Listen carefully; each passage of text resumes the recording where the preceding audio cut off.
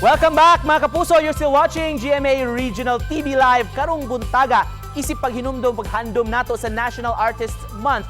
Atong mahinabi usa sa mga respetadong artist dinhi sa Subo ug makauban nato gikan sa Cebu Artists Incorporated.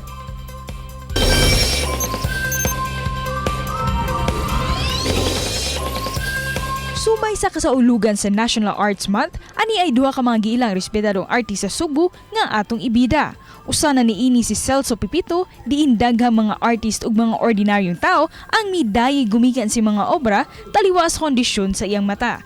Matod pa, aduna siya'y colorblind nga mas nakapahimo kaniyang special isip usa ka artist. Nataw siya sa daan bantayan sa Subo apan nagdako sa Bukidnon. Nikuha siya sa kursong Fine Arts sa University of the Philippines Cebu aron nga mopadayon siya pangandoy nga mamahimong artist.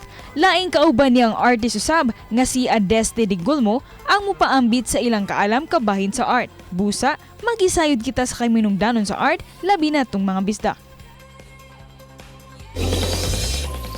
Yeah, with us this morning, mga kapuso, in behalf sa Cebu Artists Incorporated, Master Celso Pipito. Good morning, Master, o welcome din sa atong programa. Yeah, maayong buntag. Daghang kayong salamat sa inyong pag-imbitar namo. So, garbo namo nga ma-share ang among talent through sa inyong programa. Thank you so much, Master, for joining us. Before we start, short introduction lang sa atong mga kauban karong buntaga din sa studio, Master. Kinsa man ni sila? Yeah, actually, ang atong kauban karon si Bay Adeste, dayon si Lucilo Junjo Sagayno.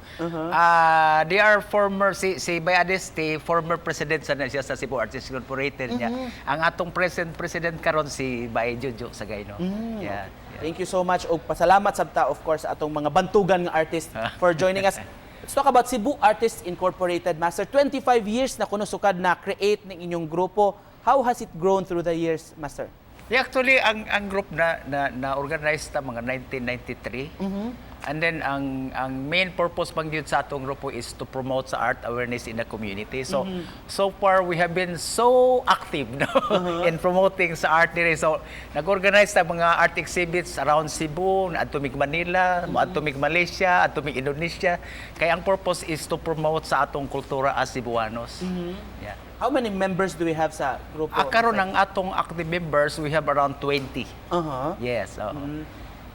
Unsay ma-considera nato nga kontribusyon sa katilingban sa atong mga Cebu artists kay mayong talento di gyud magpawahi ang mga Cebuanon. Ya tinud gyud imong giingon Sir Nico. In fact, mo nay reason nga nung ganahan gyud mi mo promote kay dako kay mig belief sa kanibitong talent sa mga Cebuanon.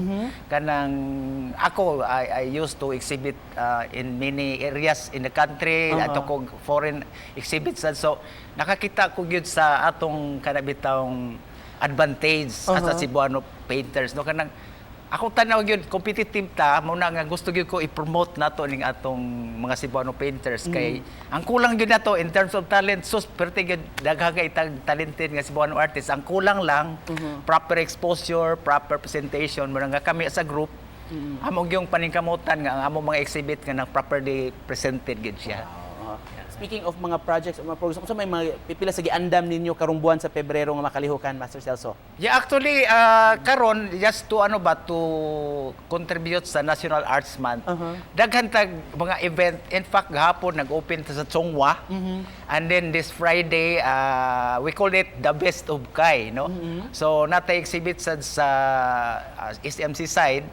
So in line gyapon ni sa atong objectives nga atong tabangan ang public nga maka-appreciate, maka-understand sa importance sa art sa atong kinabuhi. Kaya ang art manggod, dili magani siya, ang purpose ng is to decorate our walls. Kaya ang art, nagpakita man kung kinsa ta as who we are, as Cebuanos, as Filipinos. So, muna among purpose gyud nga makasabot ang public nga ang art, mugubiyan siya pa being a decoration. Yes. Awas ganyan sa introduction, Master Celso. Kita kami mga yanong lungsaraw nun sa unsang pamaagi man mi makasupport sa inyong sektor sa atong mga artists. Actually, ang una yung support, maka-ato mo sa mong exhibit, makakita mo niya, maka-appreciate mo, makatabang mo kanabitang pasigarbo. Okay, ang amo sang usa sa main purpose is to make our Cebuano public kanabitang prideful sa atong mga Cebuano painters kay kung dili ta mo salig sa atong Cebuano artist kinsa pa man ang mosalig, no? So mo start kini sa atong public diri nga kinahanglan kita mismo taga Cebu mo appreciate niya. Di man sa maikog nga atong i-appreciate kay mo na sa akong giingon nimo competitive gid. Competitive kayo. Yes. So dili ra buwan sa Pebrero ang inyong mga kalihukan, Master Celso, year-round gid Yes, yun? Oo. year round gid mi gikan sa wa mi laktaw-laktaw bisag sa buwan na, so kanang tungod bitaw sa ang nakanindot karon katong like ako ni graduate ko 1981 no. Lahi kay tong art atmosphere sa atong city ikumparar karon. So nagkataas ang art appreciation sa public nga naka-motivate namo nga to grow beyond sa among kanang usual nga gihimo diya kanang hinahinay gid tag promote nga. In fact, ang kaniyang grupo, nasan may incoming exhibit sa SM Art Center sa Mega Mall, karong May 6 to 17. So, another way of promoting sa atong arts sa National Capital Region. National level na. Yes. Before we end, Master Celso, briefly lang, unsa man yung gibuhat ni Sir Adesto og ni Sir Jojo karon, unsa man ilang gi-sketch? Actually, ang kani sila pulos man ni expert sa ilang field. Ang iyong kagani nga portraiture, usa sa akong paborito gyud si Bay Adeste gid na. Kanang unya gusto kag mahal nga painting si Bay Adeste na. Si Bay Jojo actually ang iyang forte is into kaning abstract expressionism, mga modern kanang binag-ong way of looking at an art ba. Pero mo drawing sa niya, so ganina nagkalingaw mig portrait na Ma'am Cecil. Ikaw nakasingit sad ko. Nawara ka ng one way of showing our public nga we have this talent around us. Bitaw, tinuod. Mensahe ninyo, Master Celso, sa atong mga kapuso nga nagtan-aw karon, unsa po gusto niyo ipaabot sa publiko?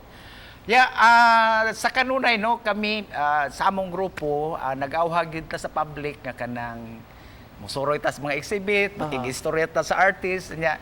Kanang og namoy mga anak nga interested sa art, sa akong time daghang kay bingon nga ayaw ta og fine arts do kay magutman ka ba. ang akong kuanan ang akong kanabitawng isulti sa mga parents nga bisag unsa nga klase sa profession kung tapulan ka, di ka mo trabaho, agot mo gid ka. Ginhalang gyud pong maningkamot. Maningkamot kita. Yes, Yes. Master Celso, before we end, dili ra man silang Sir Adeste o si Sir Jojo ang nagtrabaho. Ikaw sab do na sa kay gihimo kaganiha, Master, nga murag ongoing pa man kuno pwede ipakita pa nato sa camera. Nakasingit sa ko. Wow. Murag familiar. Bag-or na masa murag mo pay pagsugod sa programa nimo nagisugda no? Yes, siguro mga 10 to 15 minutes. So ingon ani how long man nimo ning matrabaho kung ingon ani? Actually kung kanang actual gyud nga molingkod ka, mudagan mga 30 to 45 minutes nga medyo maluto-luto na siya. Yes. Wow. Thank you so much. Pasalamat mig dako sa inyong pagbisita sa among programa. Of course, Master Celso, Sir Adeste, Sir Jojo, sa pagpaambit sa inyong talento no. We hope, of course, makapa-inspire ta, Master, sa mga batan-on diha. Yeah, hopefully, sir. Thank you kayo. Kay ubay-ubay pa mga bagong tubo na itong mga... Right. Thank you so much, mga kapuso. Gikan sa Cebu Artists Society, Cebu Artists Incorporated. Magpasalamat ta sa Celso Pipito, Adeste de Gilmo, o of course, Sir Jojo Sagayno. Thank you for joining us. Ug bubalik pa, mga kapuso, ang GMA Regional TV Live.